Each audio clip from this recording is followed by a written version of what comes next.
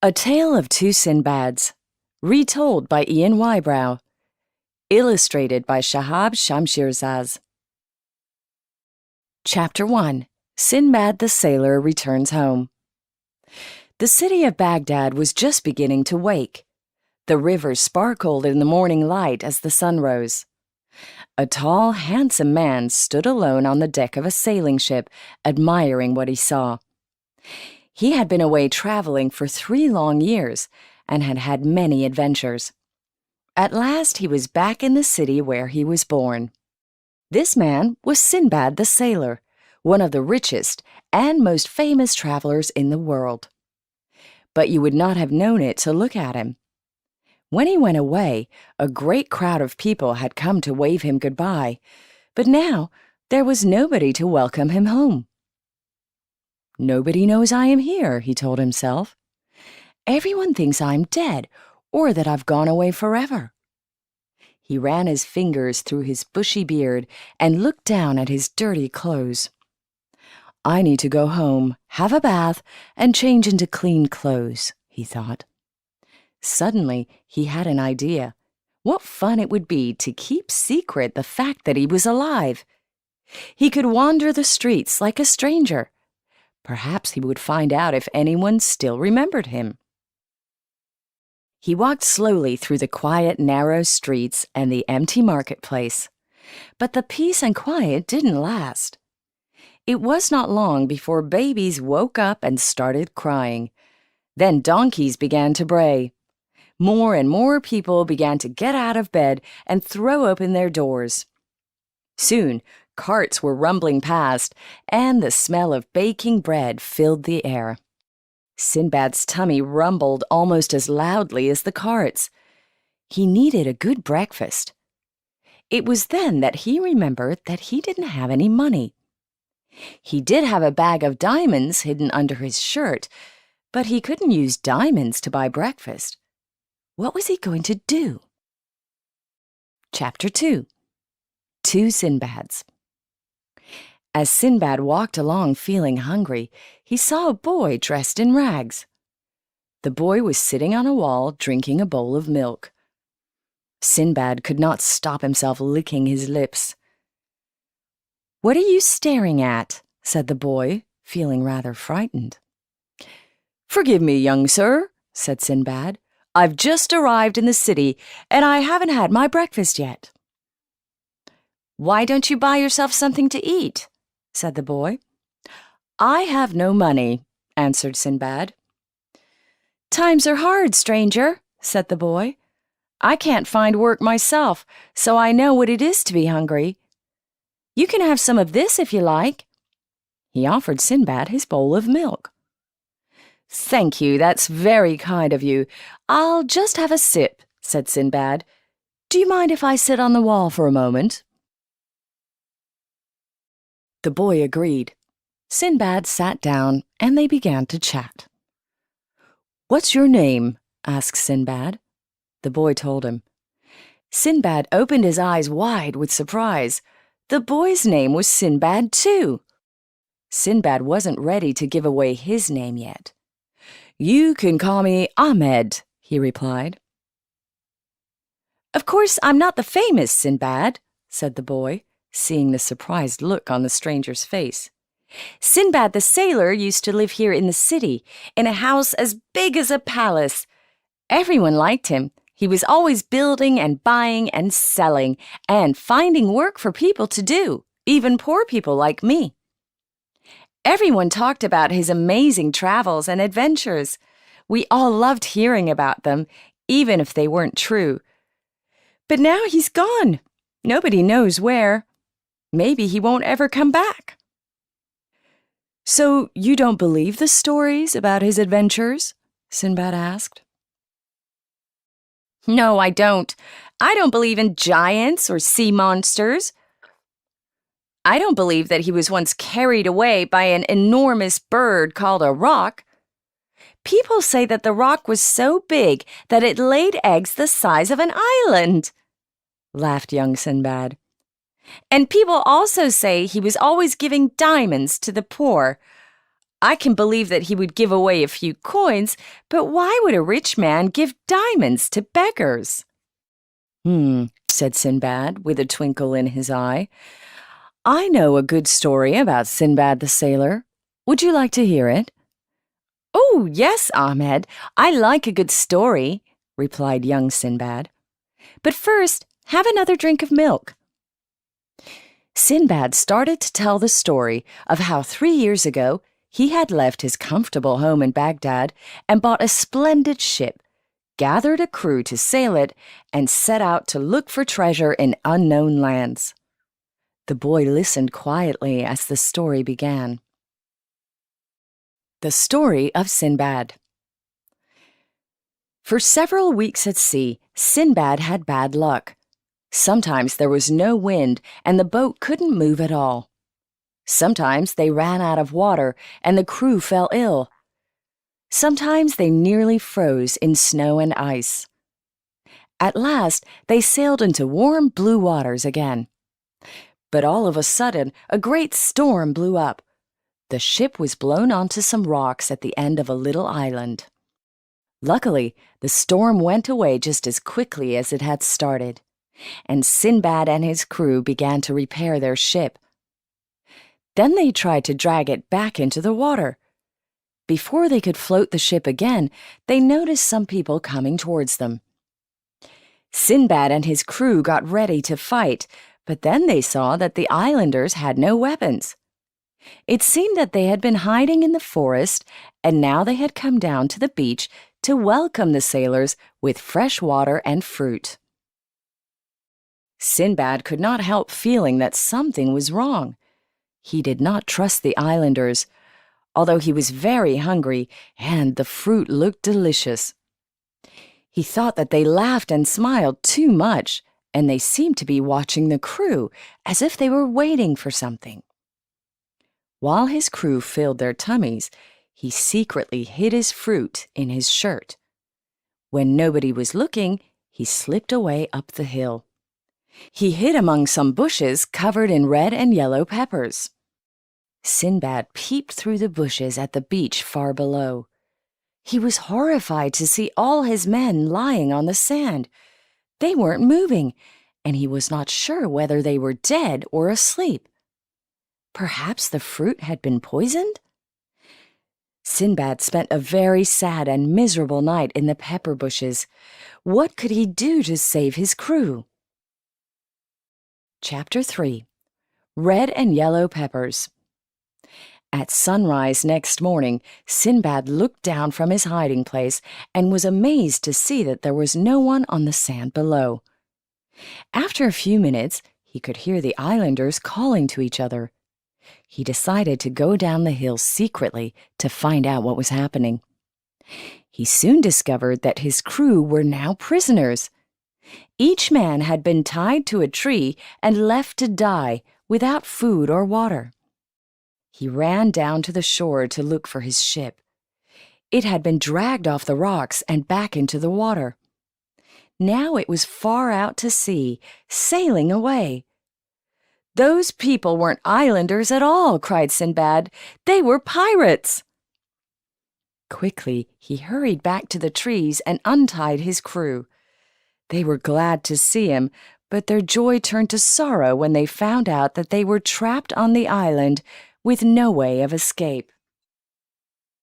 Sinbad kept his men busy. He didn't want them to lose hope. First, he ordered them to look for food. They soon discovered that the only things to eat on the island were the red and yellow peppers growing on the hill where Sinbad had been hiding all night. Now that they had food, Sinbad told his crew to take it in turns to keep a lookout from the top of the hill. Day after day they looked out across the sea, but it was many months before the watching and waiting was rewarded. One afternoon, a ship appeared on the horizon. "Ship ahoy!" yelled the lookout. The men on the shore shouted and waved, but the ship sailed on. It was too far away to see them. It was Sinbad himself who had the idea to light a fire. "Come on, men," he shouted. "Gather as much wood as you can find. We need to make a fire." Black smoke soon rose above the trees. The ship changed direction and turned back towards the island. But Sinbad's troubles were not over yet. It soon became clear that the ship was heading for the rocks at the end of the island. Again, it was Sinbad who acted. "I must warn them," he cried. He dived into the waves, his sharp sword between his teeth, and began to swim. There were sharks and sea monsters in the sea, but Sinbad was not afraid. When one of the biggest sea monsters tried to eat him, Sinbad simply cut off 2 of its heads. After that, the sharks avoided Sinbad and attacked the monster instead. Sinbad the sailor kept swimming until he reached the ship. "Ahoy there!" he called to warn the captain about the rocks ahead. Strong arms pulled him on board the ship, and soon Sinbad was helping the captain steer safely towards the shore. The captain explained that he was working for a rich king. The king's favorite food was peppers. He had eaten all the peppers in his kingdom, and the captain had been sent to search for some more. So far, they had discovered none. "What luck!" cried Sinbad. "My crew and I can help you fill this whole ship with peppers." Chapter 4. In the Power of the Rich King. So, thanks to Sinbad, he and his crew were rescued from the island. They were taken to the city of the rich king. The king was overjoyed to see so many peppers. He was even more impressed when the captain of the ship told him about Sinbad's courage and cleverness. In fact, the king was so pleased that he held a great feast in Sinbad's honor and invited Sinbad and his crew to join him. He also presented Sinbad with a bag of diamonds. What a pity that the king was so greedy. He ate such a lot of peppers at the feast that he got a terrible pain in his tummy. The king began to shout and scream, "Help! Sinbad has poisoned me!" He ordered his guards to take Sinbad away and lock him up. Once again, Sinbad thought quickly. He hid some bread and his diamonds under his clothes before the guards took him away and locked him in a dark cave. Days passed in darkness, and Sinbad could not think of any way to escape. Then one day, when his food was almost finished, Sinbad heard the sound of whimpering. He reached out his hand and felt the soft fur of an animal. It was a fox. The poor animal was thin and weak from hunger. "Poor little fox," said Sinbad. "You are in as bad a state as I am." And Sinbad gave the fox his last piece of bread. The fox was grateful, and he licked Sinbad's fingers. Then the fox let Sinbad hold on to his tail and led him along a dark, narrow tunnel. In a little while, Sinbad could see daylight and smell fresh sea air. The fox had shown him a secret way out of the cave.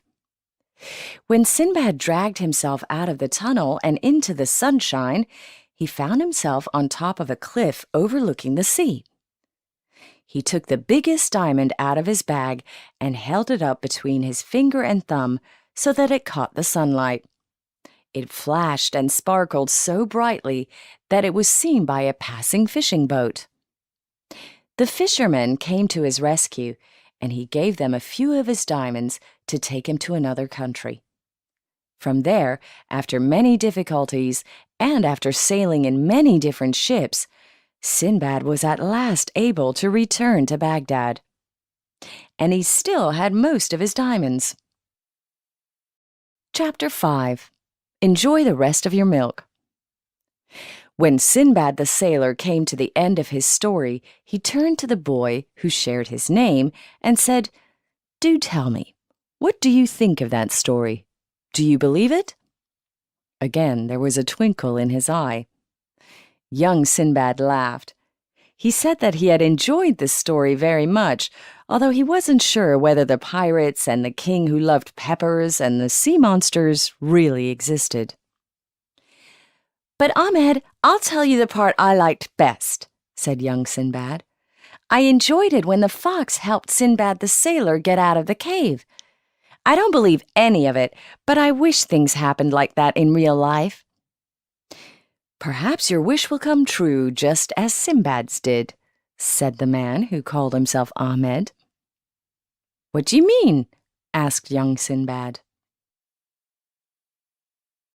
Well, you were kind enough to share your breakfast with a hungry stranger, said Sinbad the sailor. Maybe you will get the help that you need.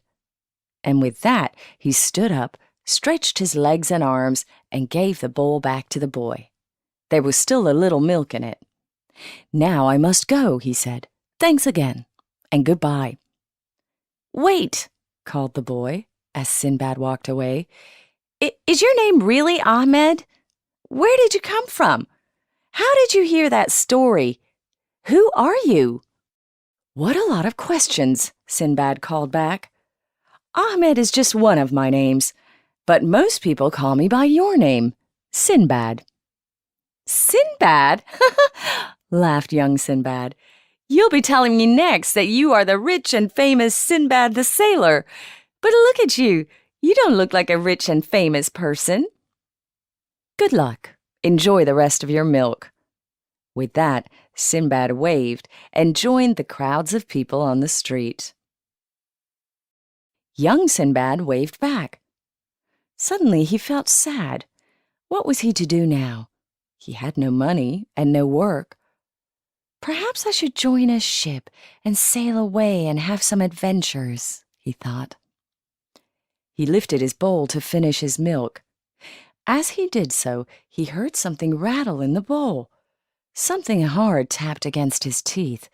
What could it be?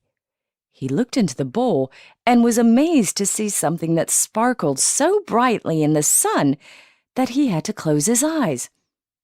He looked again, and there it was, an enormous diamond. "Come back!" young Sinbad yelled, jumping to his feet. He ran as fast as his legs would carry him up the street and round the corner. He didn't stop running until at last he caught up with the tall, handsome man with the bushy beard. "Sinbad!" he shouted. "Wait! I'm sorry I didn't believe you, but you've dropped this.